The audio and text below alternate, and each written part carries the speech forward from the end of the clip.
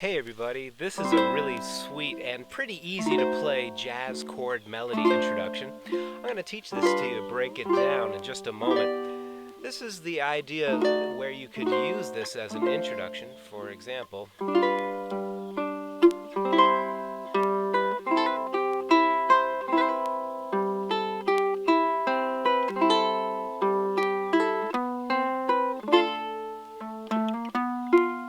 so you can see it makes a really sweet introduction. It's not too difficult to play, and it's wonderful whether you're using it to play a slow ballad like I was just doing for La Vie en Rose, or maybe you're beginning a more upbeat tune.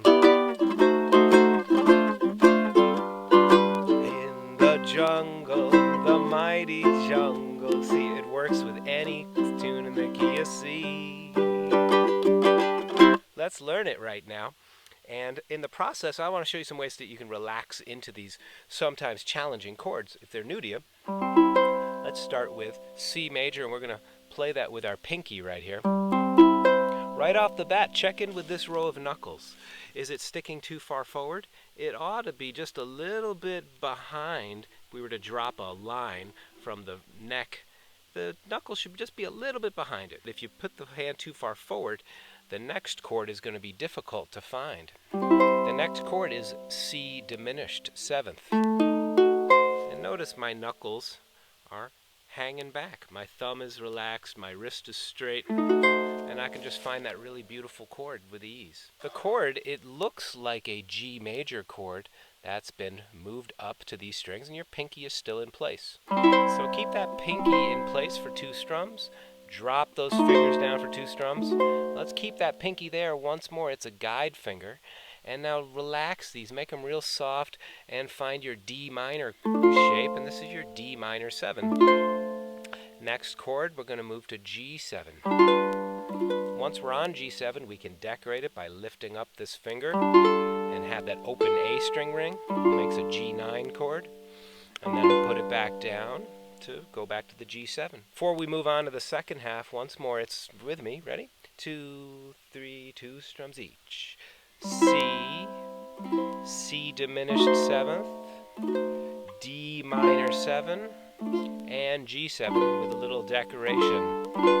Alright, it's a wonderful practice just to treat every chord like it's a singing bell. So I hope you'll try this out. The next chords after G7 is another nice variation. Slide these 2 fingers up to the 5th fret and leave this first finger here. And that's also G7. Now, whether you have a low G string or not, it still is G7. And notice how my fingers are at a little bit of an angle, but the knuckles are still back here. If I took the ukulele away, my hand is just nice and soft. It's really not stressed at all. Let's make friends with that shape, because this is a really nice way to move from one voicing of G7 to the next, and you get this melody on top. Ready? La, la. Now we're going to play that same D minor 7 shape, but we're going to move it up here to these frets. So it's pinky on the 5th fret. These 2 fingers, ring and middle, are on the 4th fret. First finger's there. And now guess what? We're just going to go right back to the C diminished 7th shape. And then the rest, we're back home on the chords that we played previously. Let's run through this again, okay? Are you ready? Thanks for joining in. By the way, my name is Stu. This channel is Ukulele Zen. Hope you'll subscribe to the channel. If you dig this video so far, please give it a thumbs up. Appreciate it if you share this video too. This is the kind of stuff that I'm going to be sharing in my soon-to-be-launched online courses, and there's a link in the description below if you want to sign up for the mailing list to be in the loop of when they go live. I think you'll enjoy all the things I'm teaching. Let's play. 1, 2, relaxing. Here we go. 1, 2, 1.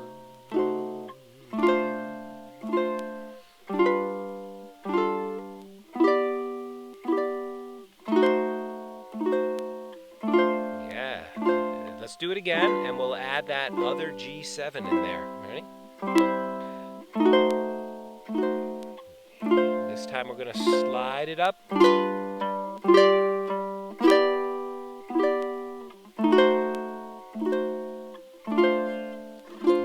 7.